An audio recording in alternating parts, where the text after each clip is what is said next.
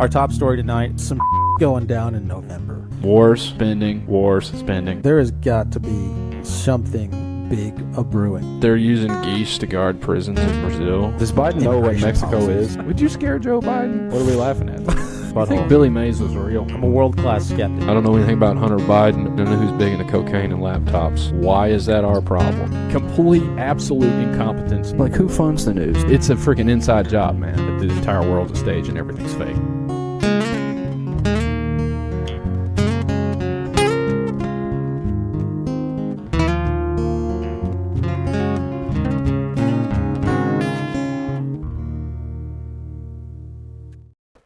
Welcome back, folks, to another episode of the Veritas Road Unusual Monday stream, because I hate Mondays, so we never do this on a Monday. But we have Dani from the Rabbit Hole podcast here with us. We're very excited to talk to her. Dani, how are you? How's life? How's your Monday evening going?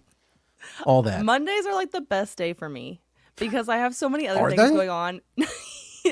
All of my weekends or weeknights are so filled up that this is the only time I could do it.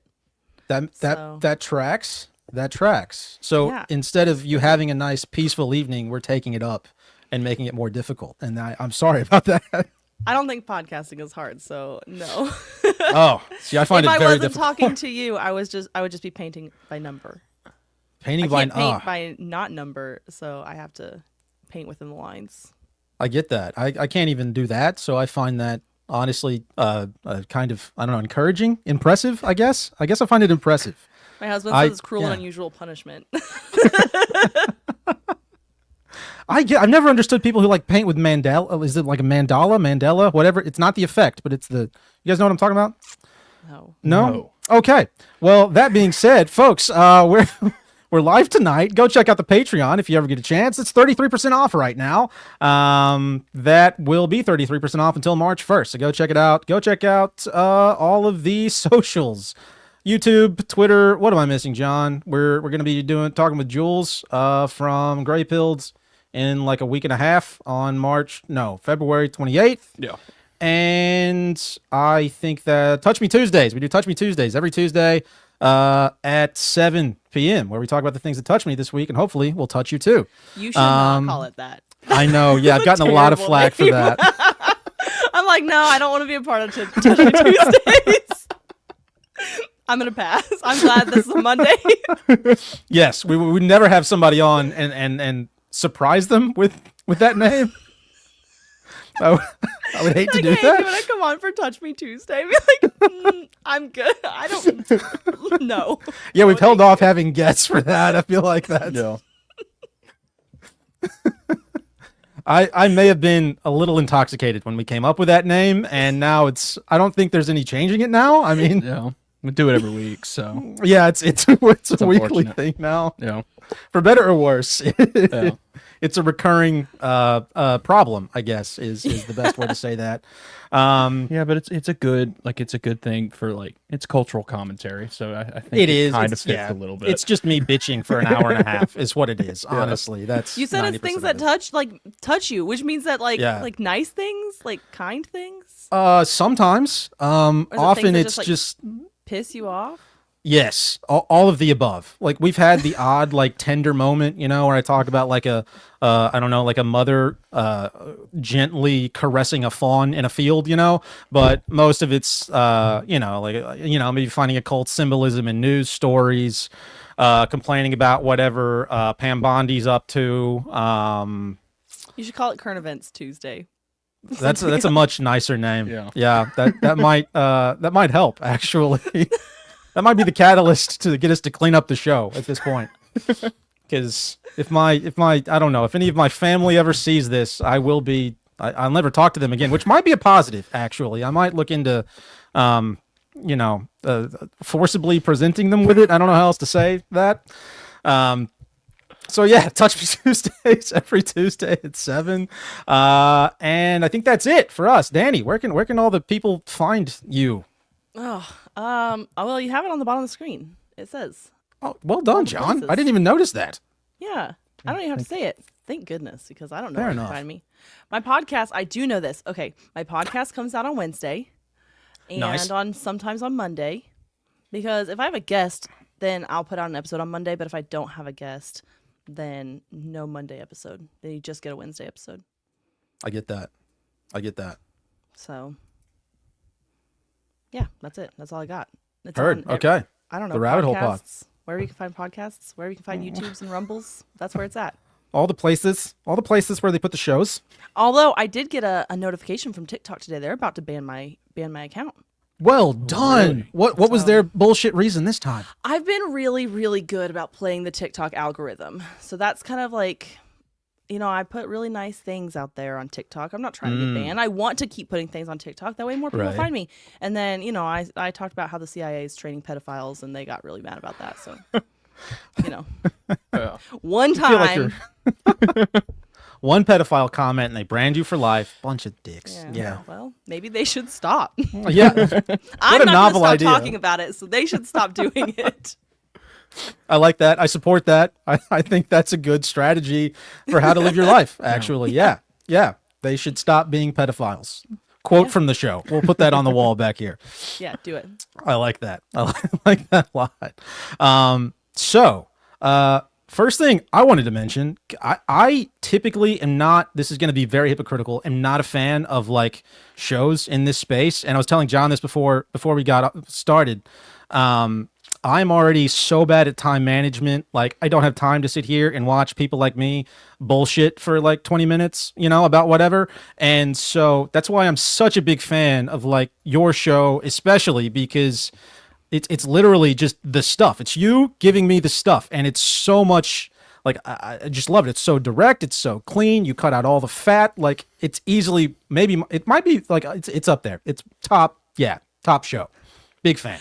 Thank you. I actually don't listen to any other conspiracy theory podcasts. I want to support other people, but I don't want to listen to you because what if it corrupts like what I put in my podcast, Right. And so like I have to not.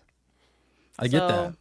I feel really bad because so when I see things on like TikTok or Instagram, like on social media when I'm scrolling, I always like it and I try to share it when I can, but I won't listen to your podcast and I'm sorry.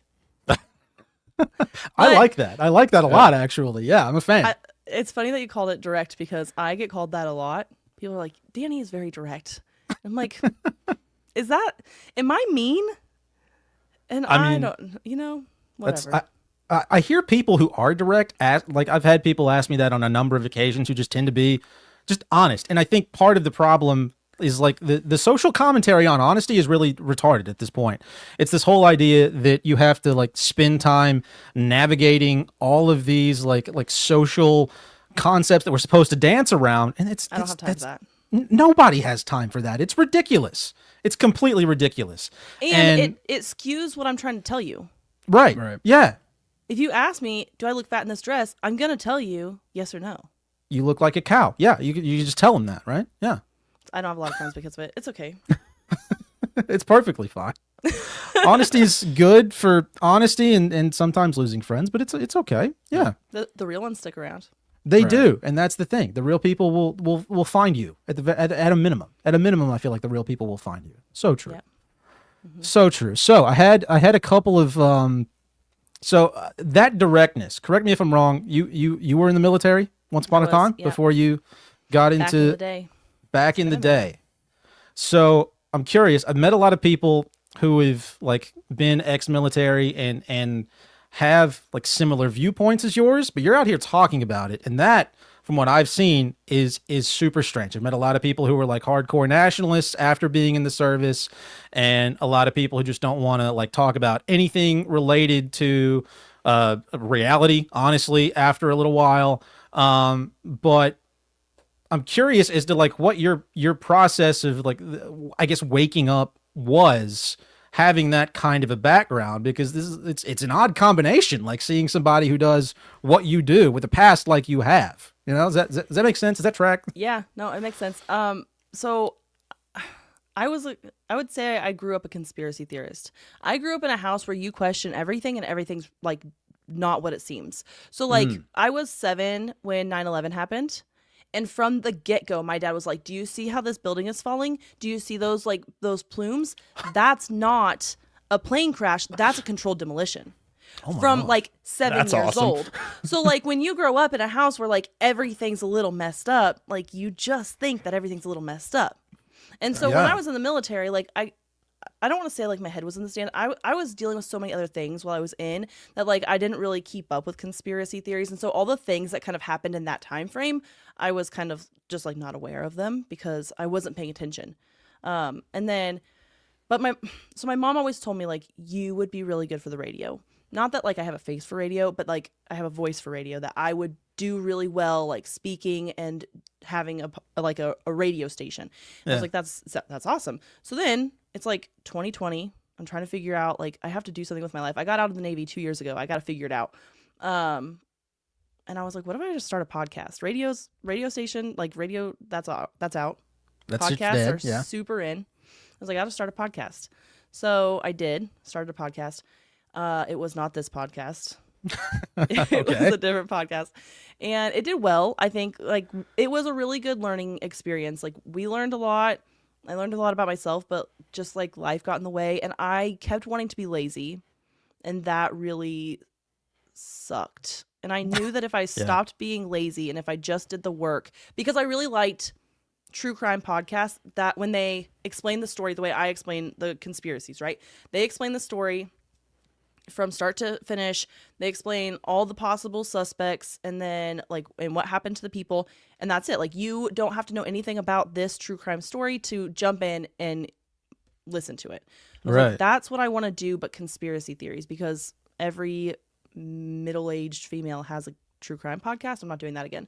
So I did conspiracy theories, but again, I still wanted to be lazy, and so a lot of my first episodes, like I was very lazy. I thought like I didn't have to do all this work to begin with. And then eventually I was like, no, I just like need to suck it up. Yeah. Here we are. That's fair. It was so when we started this, it was what, 2018 ish when me and Murph started doing this. There was a really shitty iteration of this that's out there, very private on YouTube, that hopefully no one has ever seen. And it's aggressively time consuming, and I would imagine, especially the style of presentation that you have, I have no clue how you have time to compile all that. Like I don't even have time for like the bullshit and I'm terrible at time management, like self-admittedly, it's my worst thing. But like how do you even, and this is like I guess a selfish question, how do you even manage your time? So when I first started, you're not gonna believe this. When I first started, I had a newborn, or basically a newborn. Well, he was just a baby. He was like 6 months old. So I would research during nap times and after bedtime, and I would just like research while he was sleeping. Dang. And then I would record once a week, and I would just hope for the best. When I wasn't doing as much editing then because I was just doing an audio podcast, and that was a lot easier for me. Now that I do a video podcast, it's a lot trickier. But I don't know. I really don't know how I did it, because then after like a little bit of him just being young, I started nannying, because like my podcast wasn't making money. And I had to do something. My husband was out working every day, but like we needed a little bit more money, so I started nannying. True. And so now I have 2 kids in my house, and I have to navigate like, and they're young kids. They're like just about to be 1, so they're little. And so I navigated like nannying and then just researching, and a lot of it was like very last minute. A lot of it was a lot of late nights. Like I can't tell you, like I was already losing sleep because I have a infant at home, and let alone like now I'm up all night doing research for my podcast. Right. And my husband the whole time was like, oh, like this is just a hobby that she really likes. Well, it was like March of 2024, and finally I was like, I think that we should get a nanny, or like somebody come watch the kids, because now at that point I had 2 kids myself. I was like, we should have somebody come and watch the kids 2 times a week. That way I can get a little bit more done. And then eventually it was 3 days a week, and now we're up to 4 days a week, because one of the days we homeschool our kids, and so one of the days we go to like homeschool community, and then the other 4 days I podcast full time. But now I need that extra day because I'm doing interviews as well. Right. And the editing for like video editing takes a lot of time. It's so time consuming. Yeah. I don't know how you manage that, even with that extra time. Honestly, it's that. I'm very good at time management, so. So that's what that's like. Okay, now I'm learning what it's like. Well, I also wake up at 5 a.m. and I don't go to bed until like 10:30 or 11 on. But there are nights still now that like my podcast posts at 1 a.m. on Wednesday morning. If it's not out at 1 like if it's Tuesday at 10 p.m. and my podcast isn't done, I'm out here until 1 a.m. trying to get it done. Dang. Like I will just work constantly. I go inside, like the boys, they go to daycare and I drop them off, I go pick them up, I bring them home, we do dinner time, school, bedtime, all of that, and then as soon as they're in bed, I come back out here and I go back to work. Oh my gosh. Okay. Yeah. I just don't stop working.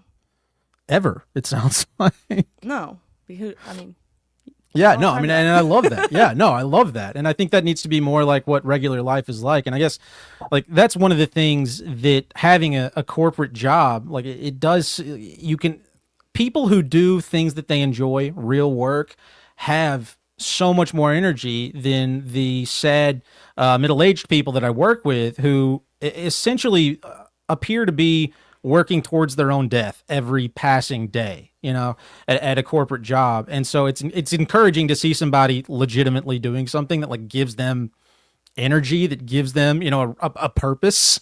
Yeah. Because that's so rare. And I don't know. I mean, the system seems certainly very well designed to direct people into that corporate funnel to sap their energy. But also it's easier.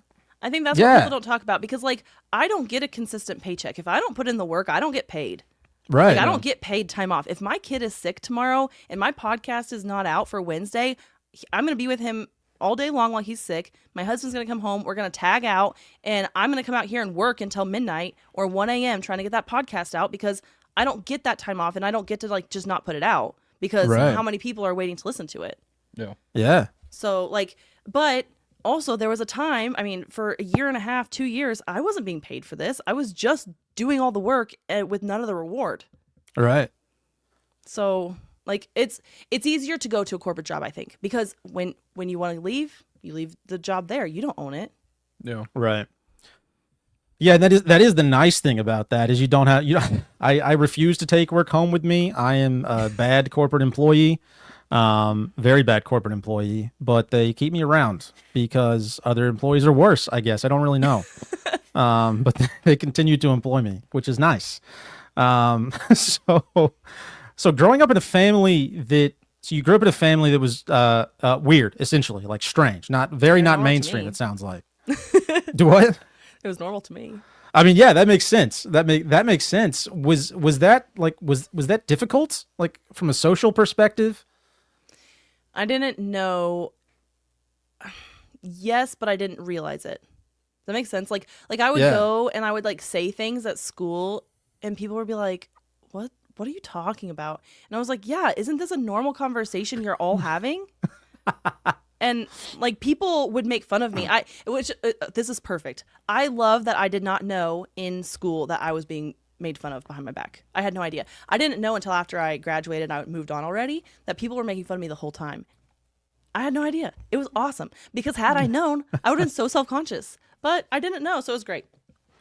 That is nice. I grew up kind of in a similar fashion insofar as like my family were like weird hippie type people, I guess, and like I don't know, we were messing around with like tinctures and macrobiotic and like weird shit as a child, and so I was that weird kid that like brought odd goop to lunch at school every day, and yeah, I mean you had hippie holistic health parents in the 90s in the South. Yeah, like that it wasn't a good combination.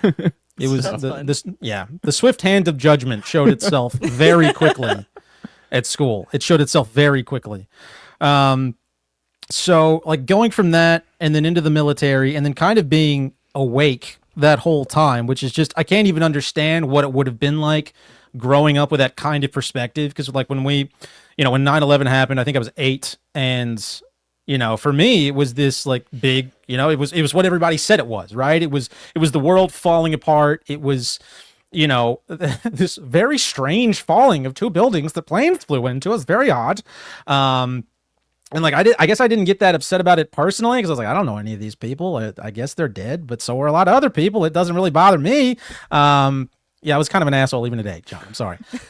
But I can't even imagine how you managed to make it from that into the military and then here now, and what is your perspective on like the whole military industrial complex, given that that background. I'm very curious about that, having kind of been inside it and also like working in the conspiracy theory world. I've heard you talk a lot about, some of these corrupt military figures and their part they've had to play in a lot of really, really messed up stuff. So what is your perspective on all of that? So it's really hard because like I wasn't fully awake when I was in the military. So some really crappy things happened to me when I first joined the military. And so I was really self-centered and self-focused when I was in, and I was young too. So like the only reason I joined was I did color guard when I was in high school and I really liked it. And my dream, I was like, I'm going to go on, I'm going to be a color guard coach. I'm going to just like keep marching forever and ever and ever. I'm just going to do color guard for the rest of my life. My dad's like, that's not a career.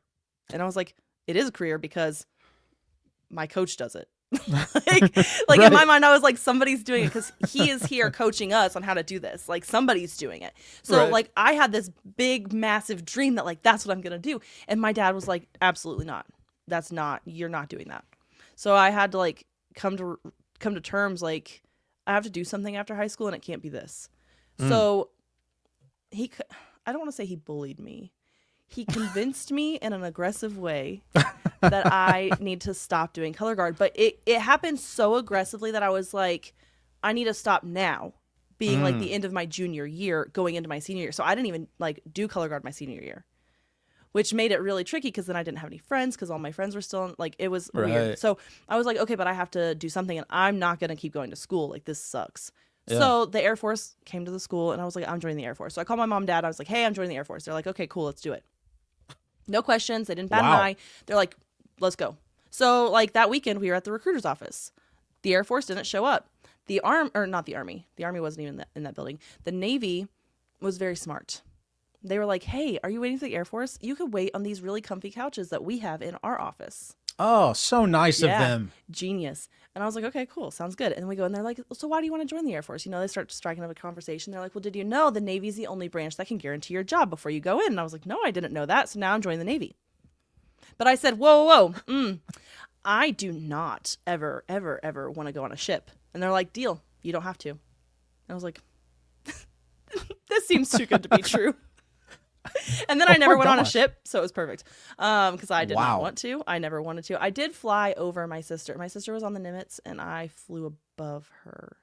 It's kind of a sweet sister bonding moment. No, she didn't know I was there. Oh, well, okay. So, well, I mean, maybe she did. I don't know. Anyway, the point is, I joined the Navy, but I was so like self-focused because I had so much happening, and like. Yeah. You can only focus on so much. So I wasn't really worried about what was happening like globally. I really wasn't worried about any of that. I was just trying to get through like the next day and then the next day and then the next day. And then Yeah. eventually I got medically retired out of the Navy. So they were like, hey, we broke you. We can't fix you. We don't want to fix you. If we pay you, will you leave? That's so charming. Wow. Okay. It wasn't. I was pissed. Yeah. I was so mad because I was like, I'm not broken. Like, you Right. guys did this. You should own up to it. But of course, like, they wouldn't. So now I'm happy because I have all the retirement benefits. Right. But at the time, I was not pleased. But I don't really know how I woke up again. It's just like one day I was like, I'm curious about conspiracy theories. I've always been curious. I want to know more. There's so many that I keep hearing about, but I don't actually know the history. I don't know anything about them because my head's been in the sand for the past 5 years. Like, I just haven't paid attention. So now all of a sudden I was like, I should start researching them. What are people talking about? What is Pizzagate? What even is Right. that? What is like the moon landing? Did we not land on the moon? Like, I was so like, because my dad would talk about big things, but he wouldn't big things, the moon's big, but like current event things. Yeah. So yeah, I had heard about them, but like even chemtrails, somebody's like, yeah, there's chemtrails. I was like, I don't know what that Okay. is. Right. It sounds crazy now that I know everything I know, but at the time I was like, Yeah. okay, well, let's dive in. Well, now it's easy for me to look back at my military time and be like, it was corrupt, but it's not corrupt at the junior level, the way like where I was. Right. Right. But the higher you get up, the more corrupt it is. Just like the Catholic Church, right? Like, you have like people, I mean, I said it in my podcast about the Vatican, like the Catholic Church is a cult. Except the people, and I also said that they're worshiping the devil. I don't think that the people like at the bottom that are just there, like they go to church every month or every week, that they're in a cult. I don't think that they realize that, and I don't think that they're trying to worship the devil. I think that they're actually trying to worship God. Right. However, the people that are running that organization are. Same thing with the military. The people that are running the organization are in it for themselves. Yeah. Gosh, yeah, that makes a lot of sense. And that's one thing that, like, I have a tough time in public saying things. And so I have to be really careful around just like ex-military. I bartended for a long time. I have to be really careful around folks like that because I don't want to disparage what is likely a very, like, honest desire to do something good, right? Yeah. But, learning the things you do in this space, I also have this just just inherent attitude of like, well, that's kind of gay what you're doing, like that what you're a part of, and so it's hard to balance those things. Have you noticed anything like that in your own life, or have you noticed that in like people around you? No, because when you realize that like most of the people join the military just to like get out of their hometowns, just to go to college for free, just to like do something with their life, go travel, like the people don't join the military to be a part of the industrial complex. Right. They join the military to like do something about their own life.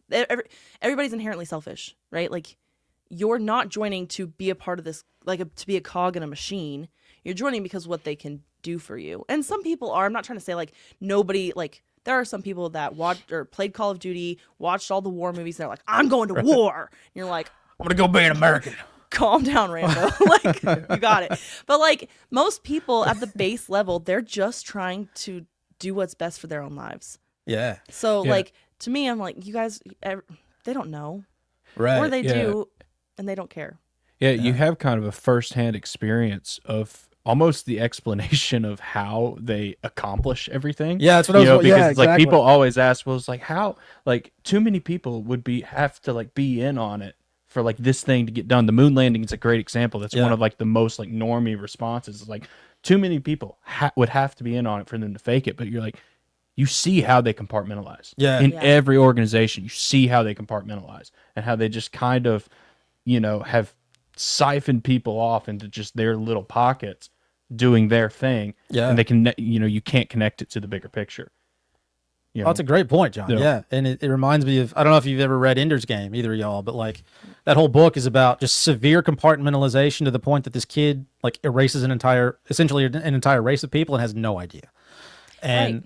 yeah, like, you don't know what you're doing because like somebody above you has told you like, this is your job.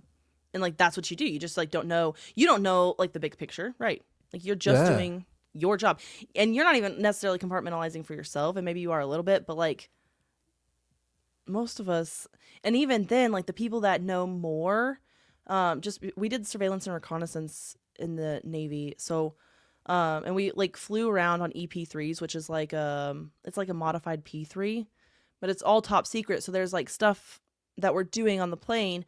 But once we get off the plane, we send it off and we don't know what they do with that information after we've given it to them. So like, yes, we're doing a job. We don't know where it goes. That's genuinely alarming. That level of compartmentalization is scary. Not on like a personal level, but like on a grand scale. You could do almost anything with that level. And to your point, John, like that is how like some of these massive weird ass things are accomplished that seem virtually impossible. And that's one of the more alarming things. And it seems like, I think we were talking about this the other night. It seems like they're starting to really push that level of conditioning starting at like a super young age. Like it's already going on in school where like we compartmentalize subjects in categories fundamentally one from another. And then, you go on to like college, it's the same thing, but on like a little more of an intense scale. And then, maybe you work a corporate job before you go into like a career in the government, and it's the exact same thing. Like I work a corporate job. We have a different department for every function, and they're all severely compartmentalized, even at, the tiny bullshit health insurance company I work for. Like it's horrifically compartmentalized.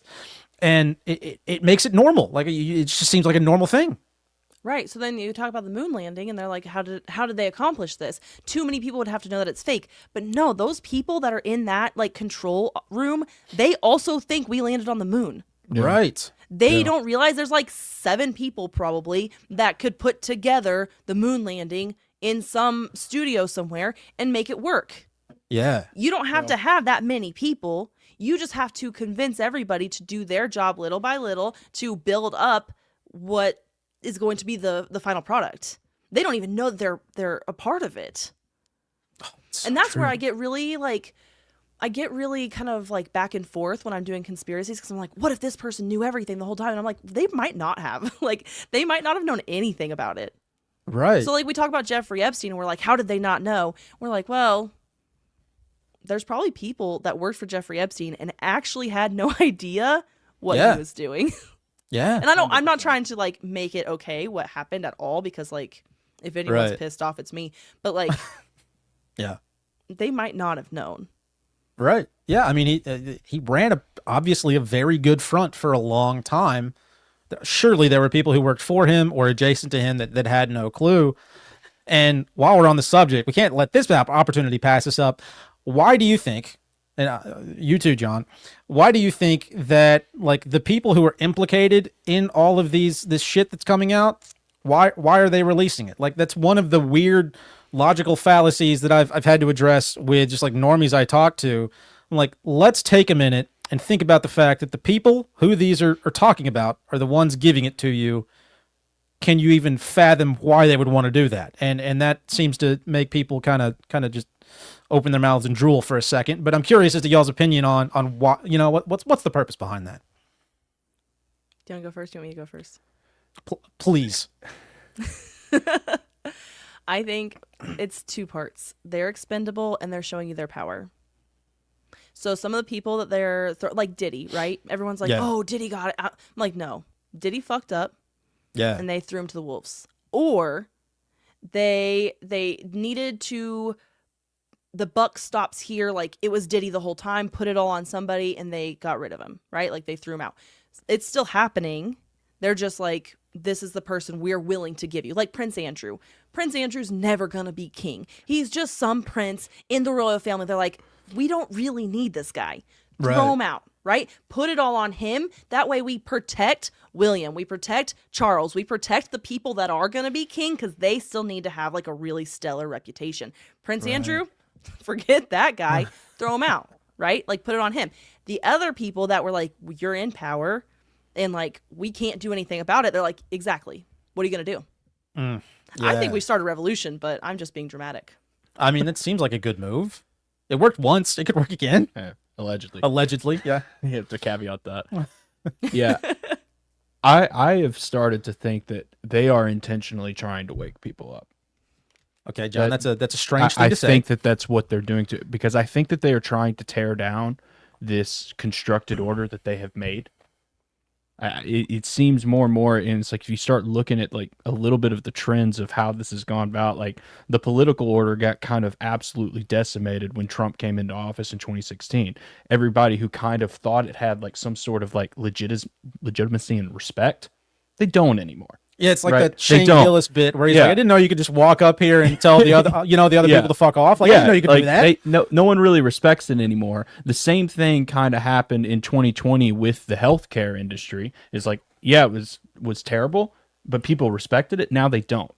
And it seems like they're taking a concerted effort to start kind of tearing down this order and kind of some way intentionally wake people up to a little bit of what's going on to do that. Because I saw yesterday that the dude from the Young Turks, Cenk, however you say his last name. I don't know how to say his name. He came out and said that he doesn't believe the official story of 9/11 anymore. That's because and it's like, that dude, it's like, if anybody knows who he is a freaking moron. Like, he is not a smart person. And like, if he's waking up to like 9/11 was an inside job, we probably have a little bit of an issue, you know? Is it because they want to like bring in a new world order? They want to bring in like this one world government?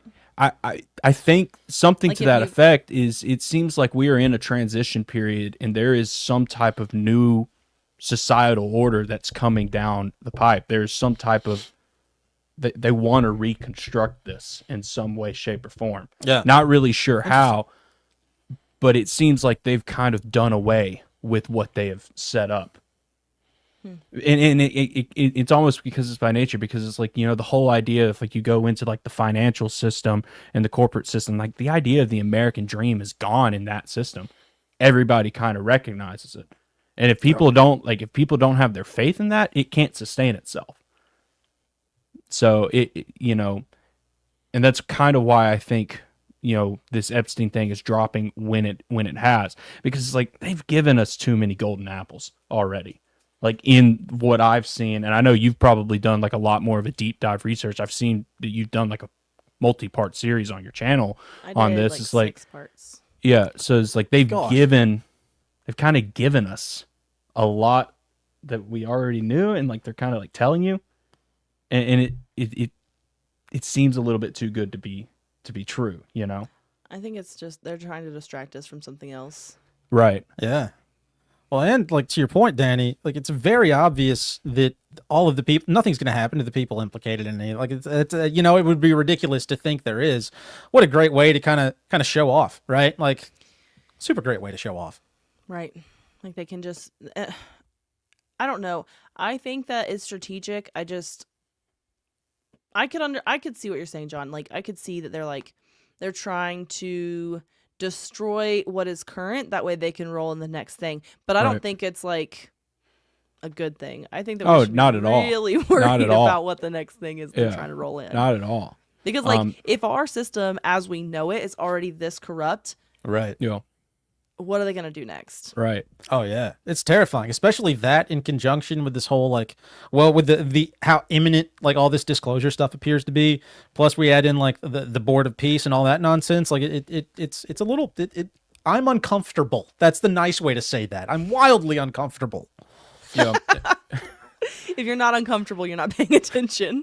Right? Yeah. No, So true. if you're not outraged, you're not paying attention. Yeah. If you're not Yeah. but then you have all these people, they're like, oh, it's the right. Oh, it's the left. And I'm like, you are clearly not paying attention. That it's every single political figure out there. And then Yes. I had a Oh, serious yes. conversation with my husband. I was like, I think I should run for office. And he's like, they won't vote you in. And I was like, I'm going to run on the fact that I won't tell you a lie. I'll just be honest. And I'm not a pedophile. That's it. I can't promise anything else. And I'll tell you my whole background. It's not great, but I'll tell you what it is. But I'm not going to lie to you, and I'm not a pedophile. And that's all I can offer. But I'm going to run for office. And he was like, That's a pretty good campaign slogan. I mean, calm down. yeah. Objectively, it is a good campaign slogan. I think not being a pedophile might get you bumped from the ticket. I don't think you can be I know. on. I Yeah. don't Yeah. think they'll vote. I'm out. Yeah. It's probably the And qualification telling the standard truth. at this Both point. things, they're like, ooh, Yeah. Yeah. you can't have somebody in here not lying. Right. It's very true. It's very true. Yeah, it does seem to be very I don't know. It feels like they're showing off. It does feel like they're slipping something else in the mix, and I don't know. Maybe I'm just too retarded to understand what it is. I have no clue what it could be. Any thoughts on what they're what the next play is while we're in this space? No, that's the problem. It's like I haven't fully figured it out. And I feel like that with everything. And I think that's why I get a little frustrated, because I'm like, I don't know why they're doing this. Like there are some things where I'm like, okay, like that makes sense. But there are other things where I'm like, what the heck is happening? Like, why are we doing it? Like, why is this happening? Because the minute more Epstein files came out, I was like, they're trying to distract us. But what? What is happening that's so big that they need us this distracted? Whereas at the same time in Canada, there was a school shooting and the suspect was transgender. And I was like, they're distracting you people too. Yeah. Right. It's not just us. They're distracting everybody. Because It is. France It's is going on having everywhere. a freaking meltdown over there too. And the UK's got an immigrant problem. They're not immigrants. They're illegals. They got a terrorist problem. That's what they got. Yeah. Everybody is distracted by something. That way they're doing something behind the scenes, and it's big. Yeah. Yeah. And if you make people's lives just difficult enough, they're we have enough comfort, right, to want to stay where we are, and things are just difficult enough to not have the time to realize what the hell's going on around us. It is a very well, it's a very well what's the term I'm looking for here? Gosh. well executed plan. Yes, very well executed, very well tuned. Like it's very well tuned to put people in that kind of place. Like you're too, you're too sad going home to, like you can't make enough money to really have the home you like or a backyard. You probably, like, half the married people I know, low-key, like, hate their spouse. Your kids are turning into assholes going to public school, right? And you want to steal 3 minutes of hollow ecstasy with a glass of wine at the end of the night to try to pretend like there's something to wake up for tomorrow. But you're just comfortable enough because you got Netflix, so that's nice. That's nice. Right. And then Not to Netflix sound is depressing. reprogramming you. Right. Oh my gosh. Yeah, that's another thing I wanted to ask you about. How much reprogramming is going on in the media right now? I know you've covered like Constantly. Monarch, MK Ultra, all that stuff. Can I turn on my TV? Do I need to just leave it off? What are your thoughts on that? I'm having a hard time with this one because every single time I watch something, I'm like, ooh, there's the agenda. Yeah. There it is. Right. And then I have a really hard time because I have small kids, and there are times that I'm like, just watch a movie so I don't have to think for 5 seconds. Like, I just need to make dinner, right? Like, I Yeah. just need to not chop a finger off while you guys are screaming in my ears. So just watch a movie. And then every single movie they watch, I'm like, oh, I can't let you watch that because they're trying to teach you this thing. I can't let you watch this because they're trying to do that. I can't let you watch anything on Disney because they're all pedophiles. And I can't let you watch anything on Nickelodeon because they're all pedophiles. And everybody that owns Netflix is a pedophile. And everybody that owns everything is a pedophile. So I can't actually let you watch anything. All right. So then I'm like, okay, go play outside. Yeah. So, but we can't always, like, when it snows, like, they have to, like, there has to be a give and a take. And so I'm having this Right. really hard time in my life where I'm like I'm aware enough to, like, watch something and be like, this is what they're trying to do. Whereas I think a lot of adults still aren't even that awake. So they, like, see this and they're like, oh, that's crazy. With my kids, I'm just very particular. I watch whatever I allow them to watch. I've watched it before. I don't let them just watch whatever they want to watch, and then they'll watch the same thing like over and over and over. I'm like, this movie is approved, and you can watch that on repeat until you've got it memorized. Right. And until Because- you've had it memorized too, because they don't stop repeating it. Right. But Yeah. it's better than the alternative. It's better than Hell yeah. like whatever they've chosen to turn on that day because they saw it on Netflix or they saw it on Disney Plus, and they're like, ooh, this might be fun. Right. But my kids, I'm actually very fortunate. Like, my son, he's 4. He really likes to watch How It's Made, like the old How It's Made show. Oh, those were the and best. Yeah. loves it. He likes to watch Matt's Off-Road Recovery on YouTube. So that's good. He likes to watch monster trucks. He's gonna be a man's man. Yeah. Look at him. Oh, well, yeah. That's the point. So then, like, we're like, okay, like, these are good things. Or documentaries. He loves to watch shark documentaries. So we're like, okay, these are really solid things that you can watch. You don't know who created them. You don't know all the backstory like I do. But, like, these are solid things that, like, you can watch how it's made. And all day long. And then he'll tell me how something is made for the rest of his life. I will know. And then he'll ask me, how is this made? Today he said, how is sausage made? And I was like, I think it's just all the leftover pork, my guy.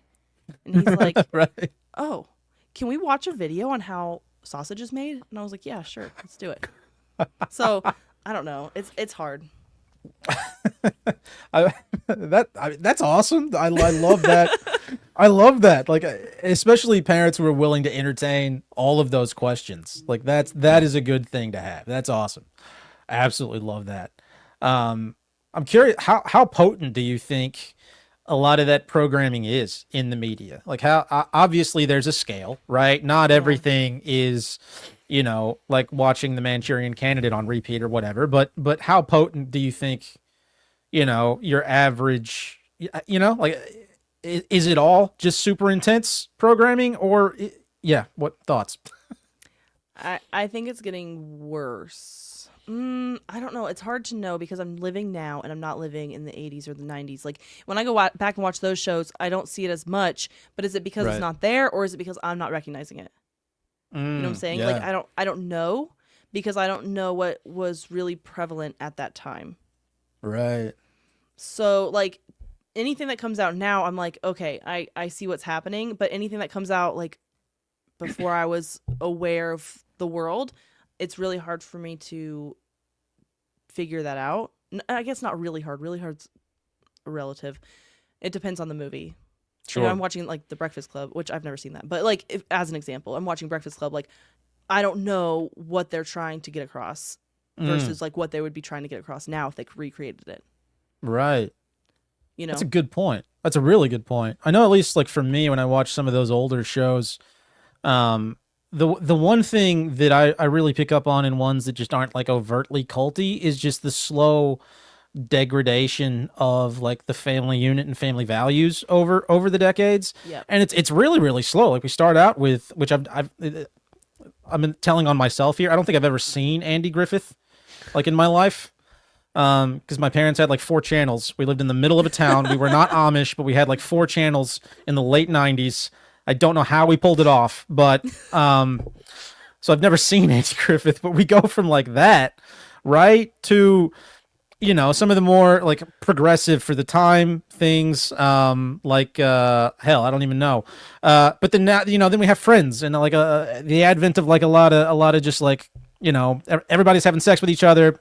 Nobody cares if like you have a kid, like a random kid. Nobody cares, and it's this really slow degradation of family values over time that like I for one would not notice over the 6 decades it's taken to go from that to Real Housewives. You know, like Yeah. we've made it a long way in 6 decades, but that's long enough that we don't notice the yardstick moving over time. Well, now you have these shows, which like I'm not trying to like bash on the people that are in these shows or whatever, but like The Secret Lives of Mormon Wives, you've got these Right, women yeah. that are supposed to be Mormon, and I don't know much about the Mormon community, but from the Mormons that I've met, they're very conservative and they're not very like they're not out there like that. And then you have this show like making these Mormons seem like if the name of the show wasn't Secret Lives of Mormon Wives, I would not know that they were ever Mormon.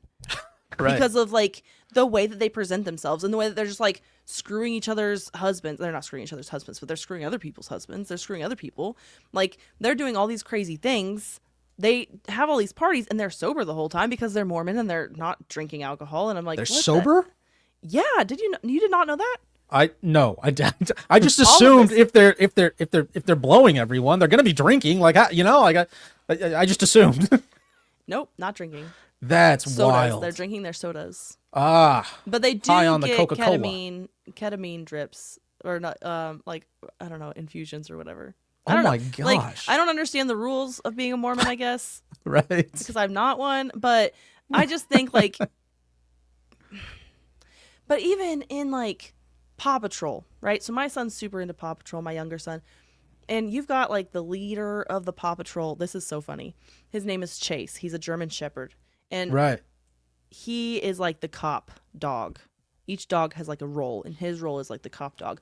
Well, he has a drone, so sometimes he can tell his drone to go up, and then they can find what they're looking for with their drone. And I'm like, so they're encouraging that we spy on each other.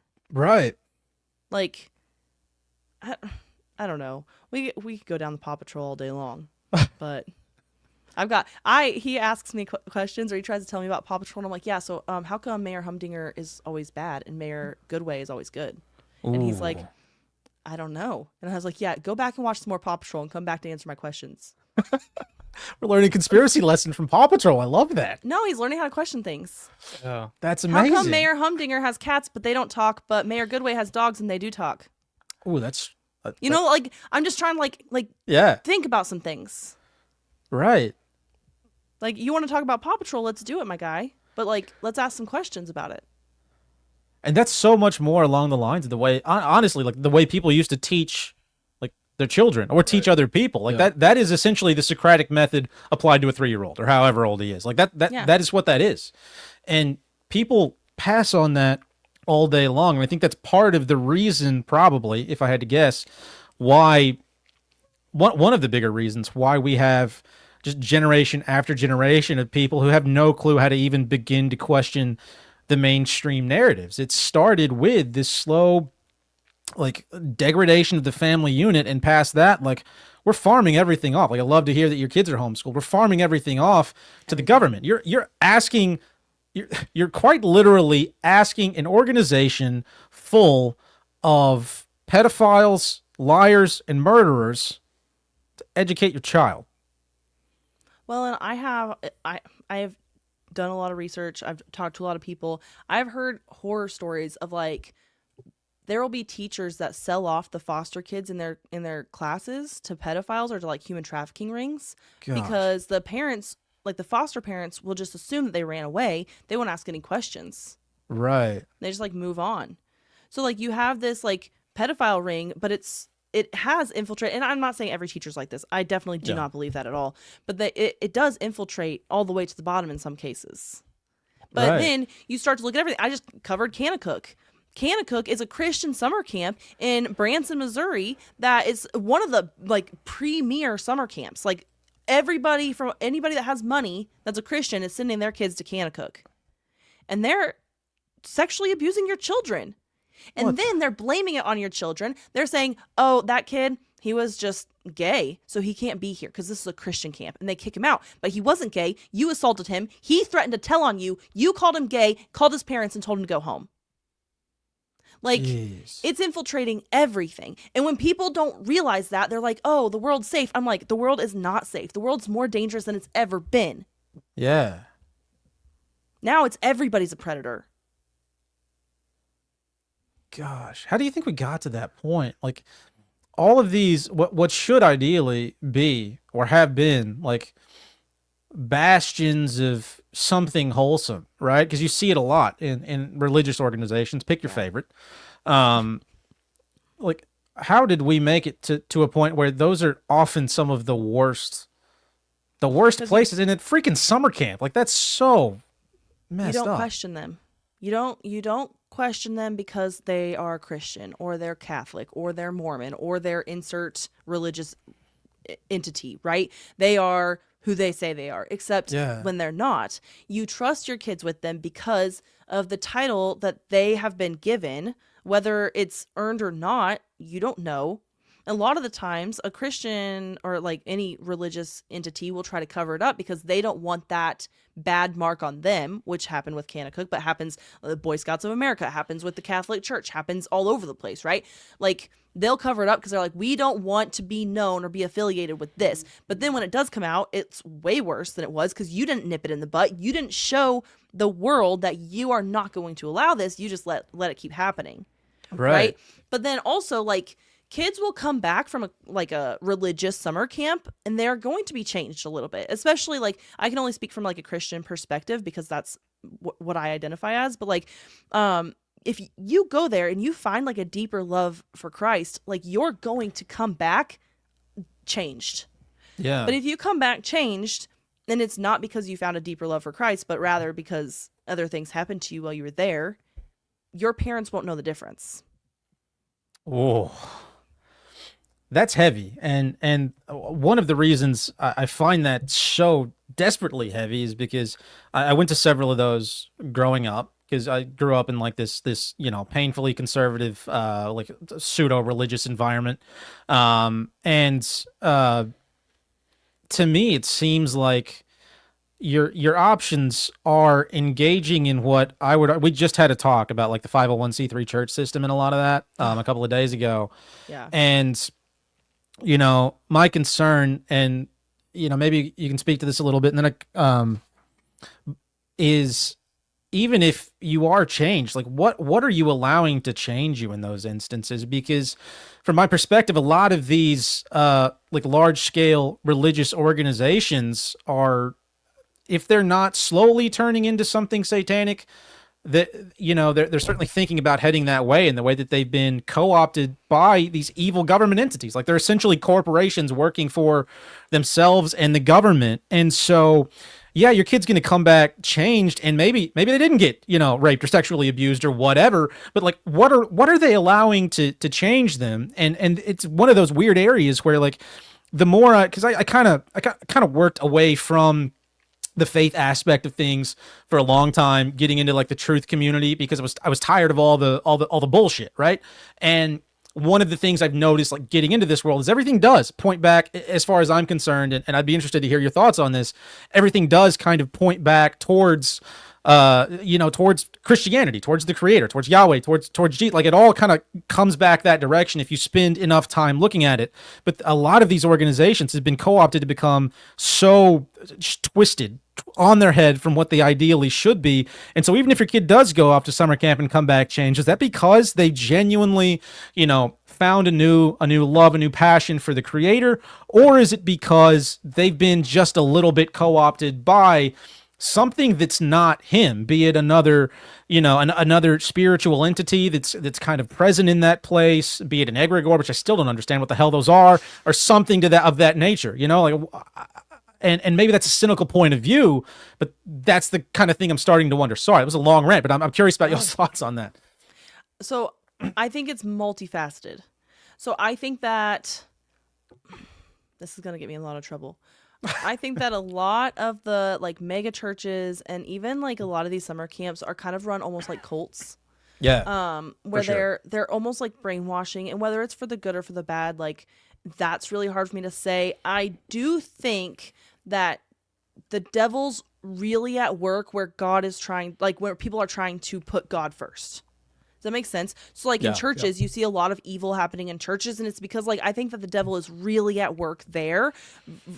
Whereas outside of church, you're already not a believer typically, right? If you're not regularly going, and that's not a blanket statement, but there's plenty of evidence to suggest that if you're not going to a church, you're not necessarily going to a specific place to worship a specific thing, then you might already have given your life to the devil instead of to Christ. And I might not be the best person to talk on this particular thing just because I'm such a new Christian. Granted, I have dug in hard because every conspiracy, not everyone, but a lot of the conspiracies keep leading back to Satan. And to me, if Satan is real, there's no reason that God can't be real. And whether it's a Christian God or whatever God, I don't know. I haven't figured that out. And that's where I'm loving my journey because I ask so many questions and I don't believe what they're telling me. I don't believe, I don't understand why there's only 66 books in the Bible and not 88, and why 66 specifically. Because 66 to me seems like a satanic number, and that's a really weird thing that you would put only 66 books and not 88, and they say it's biblical scholars, and I don't have time to get into all that. But also, I think that, back to your point, way back when, I'm kind of going on a rant here. Please.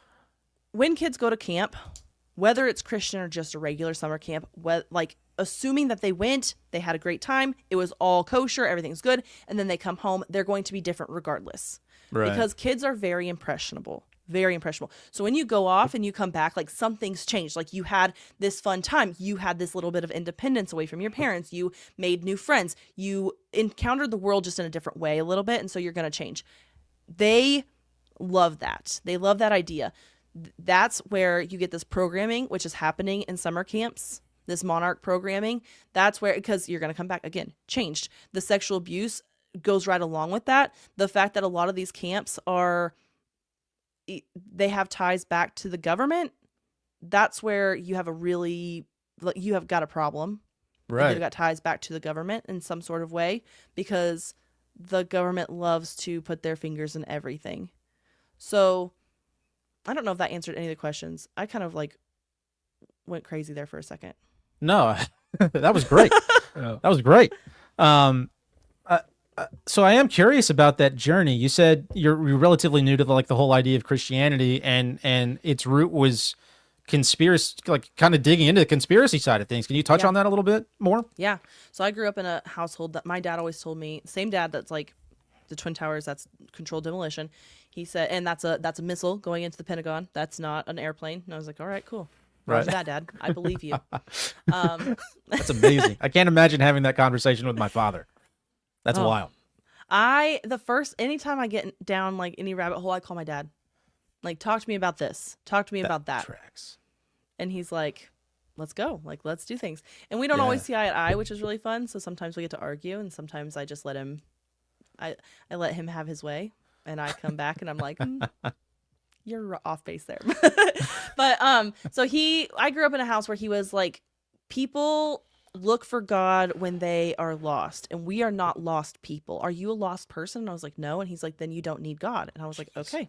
Some gaslighting a little bit. It almost sounds Got like it. Yeah. Wow. So I just always thought to myself, like, I'm good. Like, I'm not lost. I don't need God. Like, I've figured it out, which I have not figured it out. So that was a lie. But I kept doing like research, and the more I would dig in, the more I was like, how come it always leads back to Satan? How come it just seems to always get there? Something so evil is happening, and it just seems to like be in every conspiracy. Like there just seems to be this Right. pattern of this evil. And so I was like, okay, like that's so weird. And around the same time I had started a cult podcast, so I was like, okay, like I was digging into like, why would people willingly follow somebody about God? Like that to me doesn't make any sense. And so I'm like very like I was starting to question just everything. And then I can't explain it except for it was God, like put something like just pulled on my heart and was like, start studying the Bible. Like just look for me and you'll find me. And I was like, okay, like I called my husband. This is a crazy story. I called him up because we're on the same page. When we got married, we're like, I don't necessarily believe in God, but if there's something there, like cool, like I'm not against it, but I'm not necessarily like looking for anything. And he was on the same page as me. We were very on track. That day that I was like I just felt this such a like a strong pull on my heart. I have to start reading the Bible. I have to dig in. I have to figure out who this God guy is and why so many people believe in him, because there's something there. And I can't tell you why. Like I needed to do that in that moment. So I called my husband and I was like, I need to buy a Bible because I really need to start reading it. Like I think I just need to start reading the Bible. And he was like, wow, I can't believe that you just called me and told me that, because like I am going to stop at the store and buy a Bible right now. What? And I was like, okay. He's like, yeah, I think like I need to start like learning about like God and learning about this stuff. So we were surrounded by Christians all around us. Yeah. And so we started asking questions. I was like, how come how do we know that Jesus isn't just the devil in disguise trying to get us all to worship him instead of God? Like, how do we know? Like, I started asking, I didn't know at the time, like, there are different versions of the Bible. I didn't know that there was only, like, there were 88 books, and then they cut it down to 66. I didn't know any of this stuff. So everything that I know now, it's just because I've, like, really dug in, and I've asked, like, the really hard questions. I've been very fortunate to be surrounded by people still that answer my really hard questions and understand that I come from, a questionable background where, like, all I do is ask questions about things that to me don't make sense, and if it doesn't make sense, I'm going to question it. If it even has like a grain of like I'm going to ask the question, and you might not know the answer, and that's okay, but like I would like to have a discussion about it at least. And so that's it. I started praying. I don't know, it was weird. I was like, I don't know how to pray. I don't know how to. I went to church one day. I don't know, he's worked crazy in my life since that day where he was like, you need to find me. And I was like, okay, I guess I'll try. Like, I don't know what that means. I have to, I don't know. Like, that's weird. And so we moved in that time period. And the very first time I ever prayed was like, God, like, we really want this house. So like, I don't know if this is what we do when we pray, but like, we'd love to buy this house. And then everything went super smooth in our purchase. The month we got out here, for the very first time in my whole life, I was like, I think I need to go to church today. I woke up one Sunday morning and I was like, I just need to go to church. I live in the Bible Belt now, and there are a lot of churches in this area. Yeah, there are. So many. And so I was like, okay, I just am gonna Google map a church, which is funny. Look up church. Yeah, and there's so Find many. one. So I just literally, I feel like I closed my eyes and picked a church, which wasn't really true. I was looking for a church that had other young families, or at least looked like they had other young families. And I went to one church and I was like, okay, this is the one. And through that, that's where I'm like asking a lot of my questions. That's where I found a lot of people that are like willing to have that hard conversation, that I feel like a lot of like what my perception was prior is that a lot of Christians won't answer questions. If you're asking the questions, you're questioning their faith, which wasn't the case. I'm questioning my own faith, which is why I'm asking the question. It's not about you. Right. Yeah. I love to hear that you've had that experience, because having grown up in the Bible Belt, we're in Tennessee, and having grown up in the dead ass middle of the Bible Belt, one of the things that was very true very early on was you don't ask questions, because those questions will get you either smacked or called a retard very publicly. And we had a guy on just a couple of days ago who, or maybe it was like a week ago, we can have some time ago, where I grew up with him as well in this general area, and he went through the process of like questioning faith all the way to becoming an atheist and then back. And one of the things that I have a lot of respect for people who are willing to ask those questions from a place that doesn't have like I had that shit handed to me when I was 2, right? For people who are willing to go through that search, I feel like it produces a much more genuine, honest faith than a lot of people, in my experience, and this is a very negative thing to say, but who are just handed that type of thing, right? Because you have to go through the difficulty of looking for it, and I mean not so much earning it, but like looking for it, searching for it, being uncomfortable, having a lot of weird conversations with people who, look and act very funny. They get up and sing. They sit down sometimes. They drink stuff they say is blood. It's real weird and it's real culty looking from the outside sometimes. But it takes a very genuine, honest search. And, that's always impressed me that people are even comfortable going on that ride, because for me, like the whole idea of Christianity was just like a matter of survival growing up. It's just what people did around you, and it's such an empty concept versus what it sounds like you found, which I absolutely like love. That's incredible. But that's also what I was looking for, though. Like, I was on the hunt for that. I wasn't going to go somewhere, and honestly, I was okay with like never going to church ever again. Like, I don't know why I woke up one day and was like, I need to go to church today. Like, it had to have been God. You know what I'm saying? Like, right. Like I was totally fine just like staying at home and reading my Bible and just like figuring it out on my own. Yeah. And so, but I knew I was going to ask a lot of questions. I knew there was going to be a lot of things that I didn't understand. Right. So, and I'm still, cool. Yeah, I'm still asking a lot of questions. I'm still like, right now we're doing a Revelation study, Oh, which like, that's tough. I don't know why I was like, yeah, let's jump into Revelation. I'm questioning a lot. I got a lot of questions, actually. And then, like, I'm writing in the margins of my study, like, while we're, like, at this group. It's just, like, a small group, right? There's, like, I don't know, 15 people. And I'm, like, writing in the margins. My husband looks over at my book, and he's, like, giggling to himself. And he's like, why did you write that? He's like, why did you write, like, something about the moon producing its own light? So I'm like, I need to go home and research that, because there's something weird about that. How come the Bible says that the light of the moon, not the reflection of the sun, like that's something I need to look into. And then I'm like, how come, like in Revelation, right? So Jesus is going to come down and everybody's going to see him at the same time. Well, in a round world, if Jesus comes down, the backside can't see him.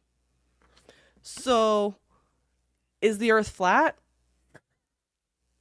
Like, I started asking these questions, and they just like deal with me. Robert is losing his mind right now. Yeah, the guy that was doing the show with us for a while, he's the hardest core flat earther I know. So he's losing his shit right now. Yeah. I ask all the questions, and anytime I like read a like scripture, and I just ask the questions. And so it's been really heavy on my heart lately, and I can't explain why, and I don't understand, or I didn't understand why people would like at church like go up to the altar and pray. I'm like, can't you just pray from your chair? Like, right. why are you going up there to pray? And then why are other people coming up to you and like putting their hands on you and like touching you? Yeah. I had no idea. I didn't not understand this. So I'm like watching this for a year and a half. I'm watching this. And then last week, so a week from yesterday, I was like, I need to go up there and pray. So I went up there and I prayed, but I'm not praying for me. I'm praying for all those kids that are affected by the pedophiles and by the evil of the world. I'm praying for all these and I'm bawling my eyes out, and I'm just crying so hard and praying and praying and praying. Just like, do something about these evils in this world. And then again, this week I'm up there again, and I'm like, I don't know what's wrong with me. Why am I like this? Like, what is wrong with me that I'm up here crying my eyes out for people I've never met, because there's so much evil in this world. And then this morning, I have to share this because this is so powerful. This morning, one of my friends, she sent this to me, and she's like, I don't know, like I thought of you, so I sent it over. And it's Ephesians 5:11. Have nothing to do with the fruitless deeds of darkness, but rather expose them. Ooh, I like that. And every single day I've been praying that God continues to use me to expose the evils of this world, because like there's so much corruption and there's so much darkness, and people just aren't talking about it. And I'm like, I'll do it. Yeah. I'll talk about it.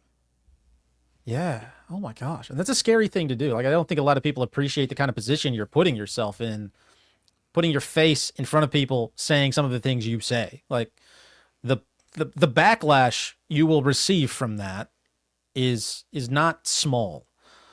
And like that is genuinely commendable, but it's probably scary sometimes, I would imagine. It doesn't matter. Yeah. Yeah. Oh, no, yeah, sure.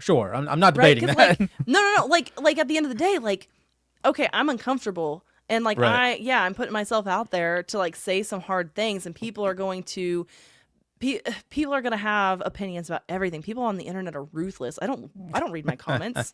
Right. Like, I'm not trying to go into that. But like at the end of the day, there are children out there, and I mean adults too, that are being trafficked, that are Right. living in this, like, that are just being tortured every single day because somebody else decided that they should. Yeah. So who am I? Like, it's not about me. Right. Oh, yeah. I'm gonna start crying here in a minute. So, I've done a lot of that. I believe that I'm becoming increasingly more emotional as I age, and I don't love it. But it seems to be a part of life, so I'm making my peace with it. Why is it that we just talked about the fact that like all kind of conspiracy roads lead back to Christianity on some level? And I think that all makes sense because everything's so, everything is satanic. And when you look into Satanism, it all kind of unravels from there. But I don't know, all of the focus on children, child trafficking, sex trafficking, like that appears to be such a big tenet of their religion, such a big focus of theirs. And it's still like, even knowing my limited knowledge of like the occult and Satanism, it still doesn't always make sense why that's such a large focus. Do you have any It's like- insight into that? Yeah, I think it's for children specifically, it's the innocence of it, right? Like it's like they always talk about like sacrificing a virgin, Right. but like, how hard is it to find a virgin these days? Good luck. I mean, good luck. Yeah. And so like, and I'm not trying to make fun of anybody. That's not the point of that comment, but like, it's really tricky. So like, children have become the next. It's the innocent. It's not necessarily like the virgin or the child. Right. You're sacrificing the innocent. And so, but even in the Monarch episode, we found that the sexual abuse will create the dissociation that you need to create older personalities. Right. And a lot of the times the sexual abuse is the torment, the adrenaline that they get pumping in the blood before they harvest the adrenochrome. Right. So, yeah. like, I think there's multiple aspects of it. I think that this is going to sound disgusting, and it makes me want to throw up just thinking about it. Some people just really like to screw children. Ugh. Can't believe I just said that out loud. I mean, gosh, I mean, that's heavy, but I don't know. I do wonder, and I mean, you on some level that must, it appears like it must be true, right? Otherwise, why would it? Yeah. Why would it come up in so many things? We talk about Right. it in like Yeah. there's so many times that it comes up. Yeah. And it keeps happening. So like, how come, like, and I can name 5 right now, like 5 different conspiracy theories that I've covered on my podcast that Right. lead back to children. And that's just just off the top of my head. And I could probably name 10. Right. You know what I'm saying? Like it keeps coming back to that. Yeah. Yeah, and that inherent innocence. You're right. It does seem to be kind of like the common denominator between all of their victims, so to speak. Yep. And I wonder, because a lot of the abuse does seem to be focused on like splitting personalities and that sort of thing. Do you think? And I've had my run-ins with, like, I don't know, like the sexually abused, and I've dated a few girls who've gone through sexual abuse, and in several of those cases, and this is kind of an uncomfortable thing to like approach, but like I ran into, and they ran into, what they self-described as like some kind of, not necessarily possession, but certainly like a demonic presence that was there. So I'm curious, like, is is all of the like splitting of personalities that they're doing in like MK Ultra and Monarch, is that just like a clinical, a clinical diagnosis? We're just doing this thing and it's science, right? Or is it some kind of low grade, like demonic, presence that we're calling into being to kind of inhabit a portion of this person's personality? And that is me talking like directly, like out of very, limited knowledge, but like I've run into that on a couple of occasions now with people who have been sexually abused. And I do wonder if that kind of opens the door, I guess. Yes. Yes, kind of. So, I think that some of the sexual abuse is about power, like, on like person to person level. It is just about like, I have power, I have control over you.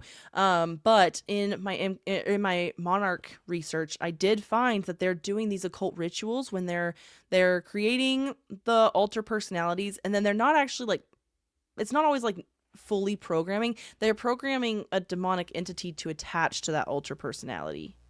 And that to me, I was like, that's really far down this rabbit hole. That's weird. Like, that's something that most people can't even like fathom. I think that like, if you're going to believe in this conspiracy, you might believe that they're like dissociating, they're programming another personality, but to take it that one step further and be like, no, they're also like attaching demons to that alter personality. Like, that takes it to a whole nother level. But in some cases, they're attaching like full groups of demons to those alter personalities. Like, they're doing this whole occult ritual when they do this. It's really weird. Yeah, and it's a weird thing about that, because like you even see that in the Bible when there's like weird, like ritualistic worship of either demons or some type of fallen entity. It all goes back to just this like sick, perverse, like sexual ritual. Like, when Israel was worshiping the golden calf, that's what they were doing. Bunch of weird sex stuff. Yeah. Oh, yeah. I was not aware of that. Yeah, it always comes back to that. Ugh. Yeah, it's very strange. People got to stop doing weird sex stuff to each other. We just need to stop that. I think that'll solve a lot of that problem. It's weird. Gosh. It says that in the Bible. It does. That's true. It does. It does say that in there. It's weird. In different words, but it does say that. And I think that's how I'll paraphrase it from here on out. No sexual immorality. Right. I don't know. Like, yeah. What? Yeah, I don't know. It's as simple as that. Well, and it's very clear in the media, like how much they've taken something like that and turned it into just like this common everyday activity when we're dealing with like bearing your very soul to another human being. I have a hard time being honest with somebody and looking them in the eyes, much less anything past that. Like, come on, people. Ugh, yeah. Kids these days stress me out. It's me too. Gosh, I don't know how you parents do it. I would be a nervous wreck. It's a lot. I think it's harder to be a good parent. That sounds mean. I'm not trying to bash parents. No, that makes sense. It's hard to be a parent in general. I'm not trying to. Parenting is hard. Yeah. But then, like, for me, I've made it extra hard. Oh my gosh. Yeah. So to me, I've made it extra hard because I research conspiracies, and now I'm like, okay, so I can't let my kids do anything. Right. Why is mom so mean? I'm walking this really fine line between like, I want them to be independent and like to have some independence, but also like, I can't let them out of my sight. Right. Yeah, that's a weird line for a lot of people to walk, and I know a lot of people on both sides of that divide, like a lot of helicopter parents and a lot of people who are just like, yeah, he's got legs, he can walk, like let him go. And yeah, I don't envy you that task currently, because it sounds painfully stressful. Like, because people need to be afforded some level of independence, but people are also retarded. And yeah, right. So I know we've been talking for a little bit. There's one more thing, if you have time, that I wanted to talk to you about. I know you've done some discussions on functional medicine, if I remember correctly. Yep. I'm curious as to just like what led you down that path, because that was the world I grew up in. I'm always curious as to kind of how you wound up in that place, and then I have a couple of follow-up questions on that.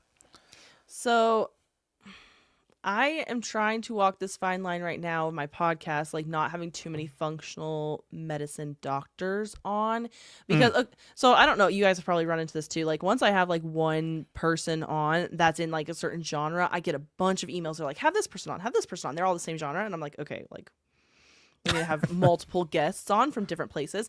So, but I really like the idea of functional medicine because we all have been to the doctor where we're like, hey, this weird thing is happening. Like headaches, let's take for an example. We go and we're like, hey, we're having headaches. And they're like, here is a prescription.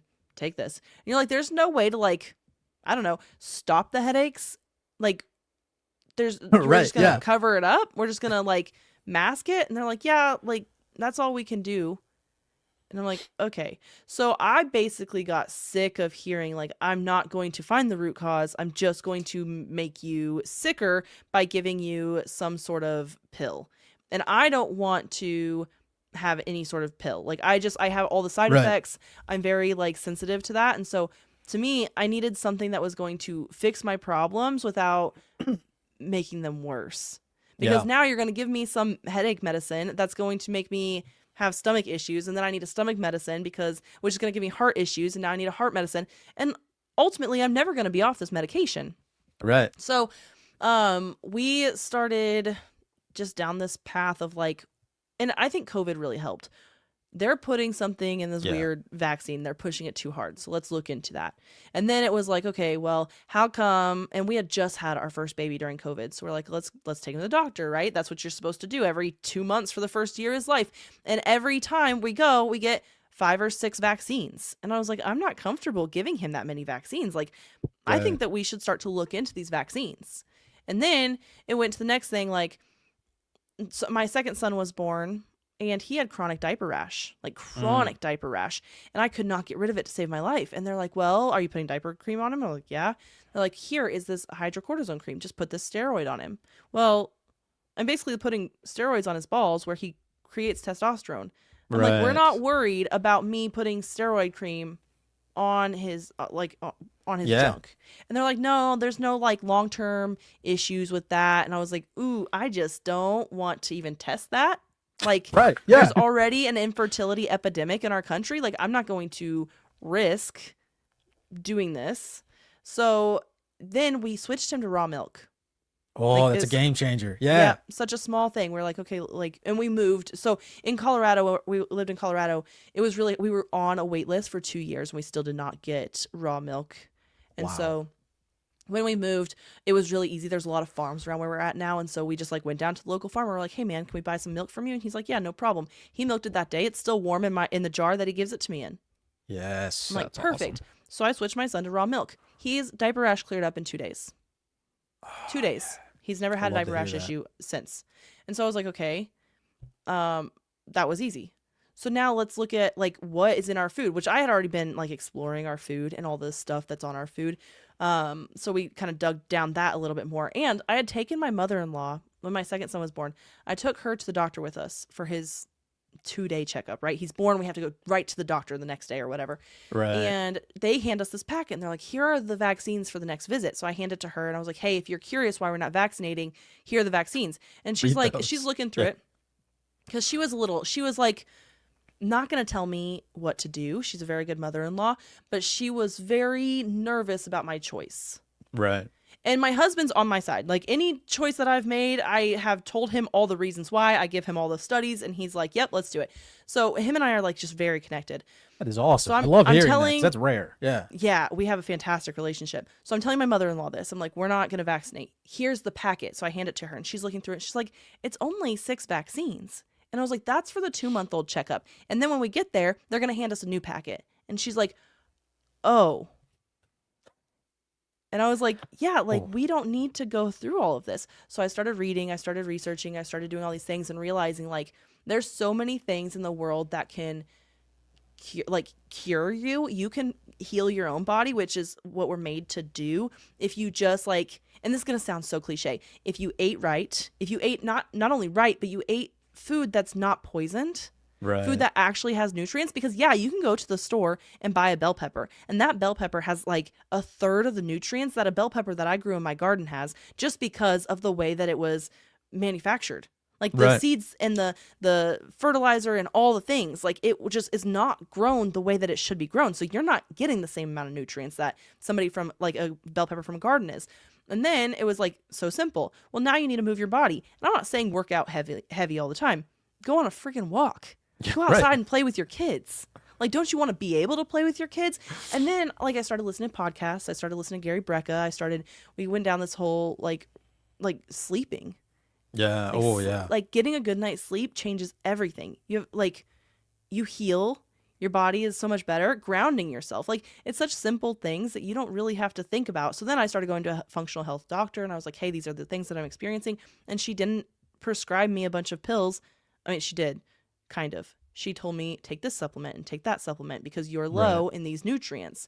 And then I started asking the questions, well, why are we low in these nutrients? Like, how come I'm not getting these nutrients from the things that I'm eating? Well, because the things that I'm eating are not the same things as they were 20 years ago. Yeah. And so it was just like this whole spiral rabbit hole that I went down. And the more the doctors push one thing, the more they push back when you try to advocate for yourself, the harder I was like, nope, I don't like it. If you're going to tell me that I can't do something that I know for a fact would help me or would hinder me, then I'm not, like, I don't like anything about it. The minute anybody starts to get too pushy about something, you bet your butt I'm asking a lot of questions about that. Yeah. Yeah. Oh my gosh. Yes. So that's like where I'm always curious how people made it to that conclusion, because that's where I like came to the whole truth community world, was through like the avenue of looking into like the healthcare industry and functional medicine. My dad was like ushered to his death kind of by the allopathic healthcare industry. He had cancer, whole mess of other shit like diabetic, and it was all like medicated throughout his entire life. And so, and my parent, what was ironic was my parents were these weird, like, don't take any medication hippie people, right? And so you would imagine those would be the last people to accept drugs when they walk into the doctor's office. But what happens, and this is something I'm always curious to hear people's take on, is a couple of things happen. I would argue in that room where this guy in a white coat says, "Hey, you've got X, Y, and Z going on," and in that moment, you're scared, you're nervous, you feel overwhelmed, and you hand over your entire self-agency, your entire spirit to some degree, to another human being. Yeah. And it was a long time before I kind of came to the conclusion, like, I feel like that's part of what allopathic medicine exists to do, is to get people to contractually hand over their self-agency and to kind of mask the kinds of stuff the creator wants us to feel. Like, everybody now is on a statin, right? Like, that's the most prescribed drug out there today.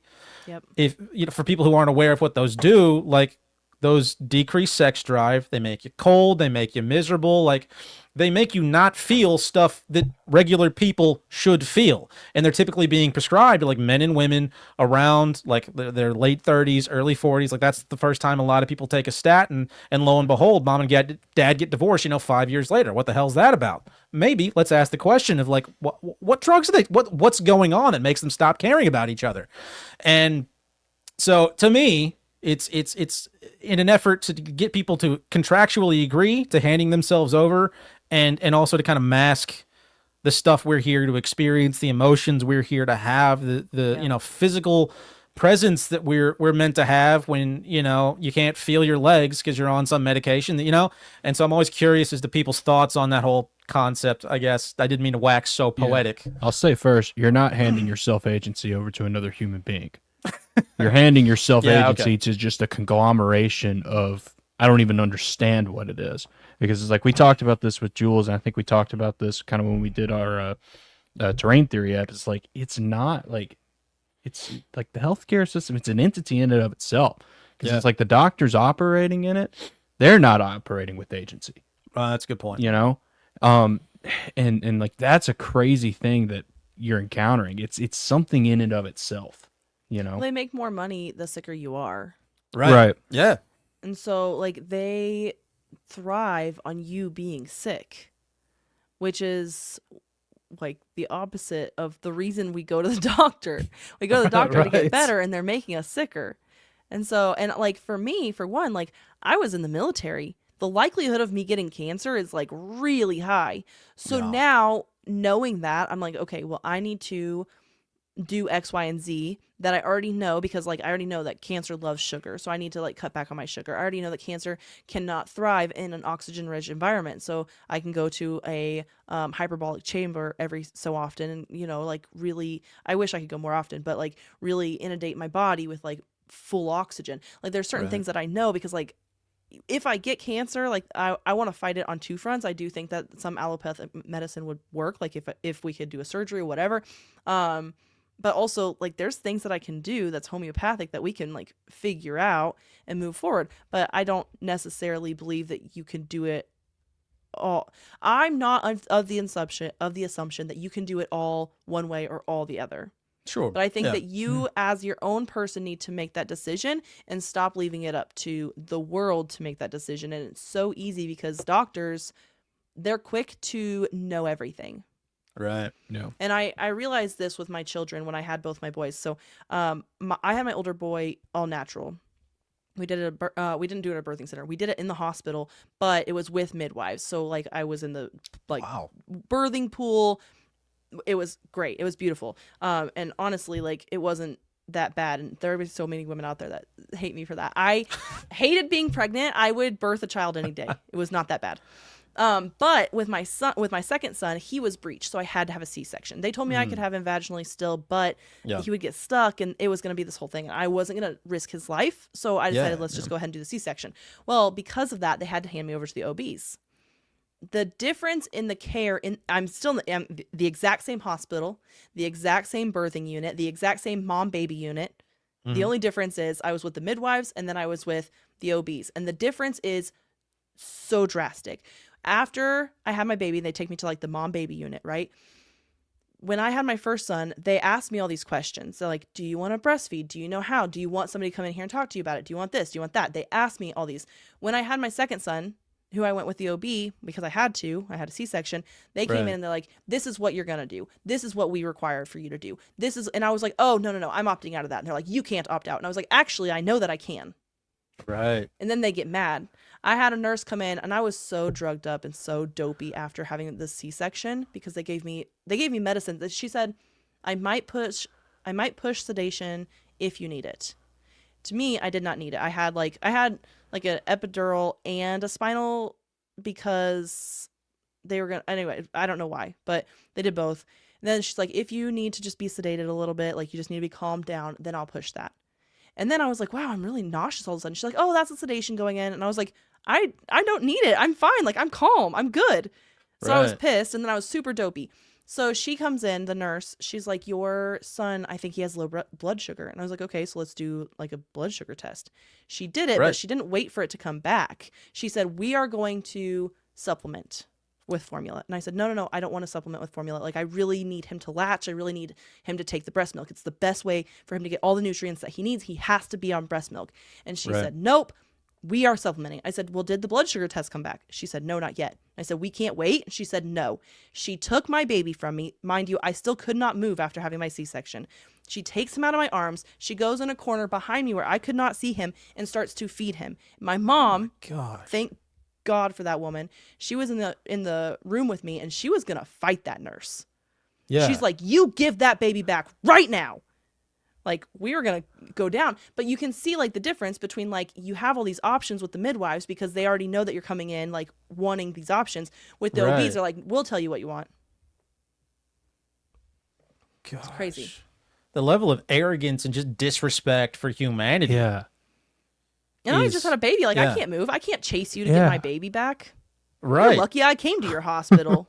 Yeah. Hell, this is an aside, but it was a month ago, I think, when I found out. This is embarrassing, but when I found out that people were doing C-sections just awake. How? Yeah. You're awake the whole time. What the hell? Yeah. That should not You- be. That's not okay. That's not They okay. will- They will put you all the way out. Like there are some cases, which this is wild to me. Sometimes your epidural doesn't take, like sometimes it doesn't take at all. And sometimes it only takes on like one half of your body and not the other half. It's crazy. So in those cases, then they will put you all the way under. But for me, the epidural took all the way. and then like I was just awake the whole time. And they're like, you're gonna What feel a in little the pressure, world? and then my whole body's like moving like this, and I was like, Yeah. what's happening? They're like ripping Gonna the baby out feel of a me. little pressure. Yeah. They do that with vasectomies too. My boss told me that. I cried. Oh, whoa. A vasectomy is like this big of an incision. I know because I sent my husband in. I said, you're Okay, getting fair fixed. enough. And he went in and got fixed. That still scares me. Like, I realize they're not the same. I'm not trying to say they're the same. Okay?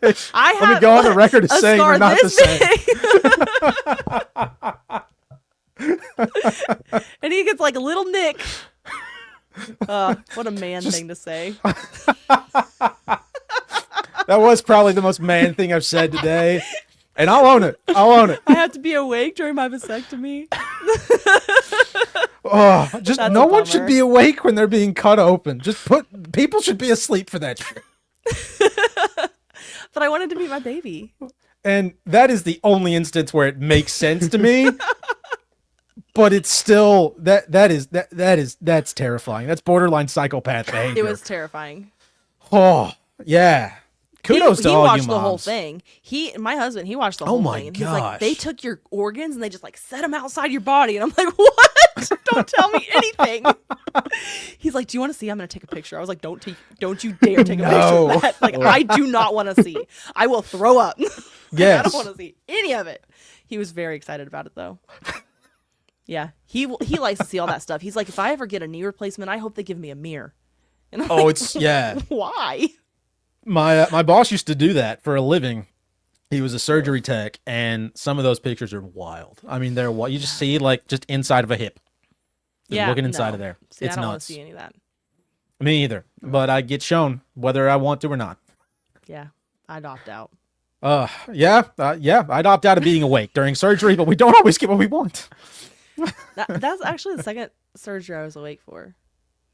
Oh my I had a wrist surgery one time, and they told me I was going to go under. They said, like, because I had wrist surgery before, and they're like, yeah, we're going to put you all the way. Then they're like, we're just going to try to, like, just local anesthesia. And I was like, so I'm not going to sleep? And they're like, no, it'll be fine. And then, like, we're in there, and I'm, like, trying to focus on, like, the heart rate monitor because I can hear it. And then all of a Yeah. sudden, it's, like, getting faster and faster because I'm starting to have a panic attack, and I'm freaking out because, like, I can Right. hear them, like, I'm like, you guys got to knock me out. Like, I can't do this. Anyway, Yeah, I no one. lived. No, oof. Yeah, and that's good, but at what cost? At Well, what cost? I know I can get through it. You can That's- do anything That's true. for a short amount of time. I guess that's a fair point. But I don't So- want to. That's the problem. Is I'm a weenie. No, just man up a little bit. I know. I'm working on it. 32 years old and still working on it. I'll figure it out one day. It'll happen. It will. Well, this has been fun. Thank you for making the time. I know you have probably a course. million other things you could and probably should be doing, but you're spending time with us, and we appreciate it. I am working on Wayfair right now, so it's a nice little break. Ooh, I'll be interested to listen to that. I think it's gonna be a short Yeah. episode. Like I'm Really? having a hard time. It's just as straightforward as you think it is. Ah, okay. Like Hey, we sold I some did kids. the history besides, yeah, like maybe. Yeah. It seems like they probably did, No. but it's as straightforward as you think. So now I'm like, do I add something into it to make it like longer? Right. Or a little more exciting. Zhuzh it up, maybe. I'm going through all the Epstein files, but like, and everyone's like, oh, they paid all this money to Epstein, but I think that it was a mistake. Interesting. Like, I don't think, like, you have Epstein's like girlfriend or whoever. What is her name? Ghislaine? Corinna Oh. Shulia. Anyway, so she was like buying all kinds of things on Wayfair, but like for reasonable prices that anybody. She like bought a lamp and it was like $100, and I was like, yeah, Right. that seems like a reasonable amount for a lamp. Like I Yeah. can't It's a find normal anything. Wayfair purchase. Yeah, like she just really liked Wayfair, and she did a lot of Wayfair shopping. So, Well, I mean, with all that Epstein cash, I'd be shopping too, to be fair. but like, this is where I get like a little hooked up on it though. Wouldn't you buy wouldn't you have somebody to like buy you something nicer? Right. You know, like wouldn't you have like a designer to come in? Because at one point she bought like a bathroom sink, and I was like, why would you buy a bathroom sink? That is strange. Jeffrey Epstein's girlfriend, allegedly, I don't know, that's what they say. You're his girlfriend. Why are you buying a sink? Don't you have somebody come to your house and like do that for you? Right. I don't know. That's a good point. Yeah, you would think they would have like personal shoppers or whatever. And he had a whole damn school he bought. So like, surely you could find a sink in there. Yeah, right. That's a good point. There's got to be one of them. I'll look at that. Yeah. I'm I excited. haven't fully I'm finished excited to the hear what you episode. find. I'm almost done. It's It'll be done. Yeah. I'll probably record it tomorrow or on Wednesday. I don't work on Tuesdays. Nice. I'm jealous. I go to Jealous. school on Tuesdays. You're in school too? No. I take my kids to school. Oh, okay. I was about to say, good heavens. Is there anything you don't do? But okay. That makes me feel a little better. I mean, A little better. I only have the one pig. I could have more pigs. The one pig. You also farm in your spare time. Don't you? Doesn't everybody? I wish I did. I literally live in a duplex next to some very white trash people. So I don't have I guess I could farm if I like really wanted to, but I feel like they might shoot me. So I haven't tried yet. I don't do that much. I do the bare minimum to get by. That is what people who don't do the bare minimum say. That's exactly what they say. Okay, well, if it makes you feel any better, my studio is still not the colors that I painted or that I bought to paint it like a month ago. Does that make it you feel looks better? good. I mean, it looks great. It's okay. I like it. Yeah, I think the color washes me out. It's gonna be cool when it's done. I'm excited to see the finished product. Yeah, I don't know if we'll ever get there. We'll see what happens. studio's a work in progress. Yeah, I get it. Yep. Oh, all right. Well, thanks for doing this. I guess, John, anything else? No, I don't think so. This is fantastic. Yeah, we appreciate it. Yeah. Of course. You want to tell folks where they can find you again? Yeah. The Rabbit Hole Conspiracy Theories, wherever you get your podcasts, wherever you get your YouTubes or your Rumble videos. All the stuff. If I am not careful, I'm not going to be on TikTok any longer, but I think I get one more chance before they kick me right on out of there. But on Instagram, I do I'll answer all the messages I get on Instagram. So at rabbit.holepodcast over there. Nice. Love it. Yeah, go follow all the things people do on the social media, folks. We'll be going live tomorrow again and I'm sorry to have to say this a second time and subject you to it, for Touch Me Tuesdays at 7 p.m. And then we'll be doing a show with Jules from Grey Pilled on the 28th, right, John? The 28th? Yep. And then we've got some Patreon stuff coming up soon, so go check that out. We just put a bonus episode there with Tyler Garrison, who is a phenomenal human being. It's a great show. But main thing is, go check out Dani's stuff. It's phenomenal, and I can speak to that. I rarely ever say that about anything. That is very true. You're a very negative person. I am very negative and also begrudging with praise.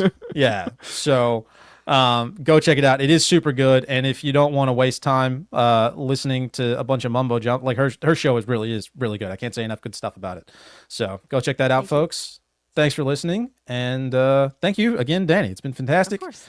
Thanks for And having we'll me. catch you guys next time.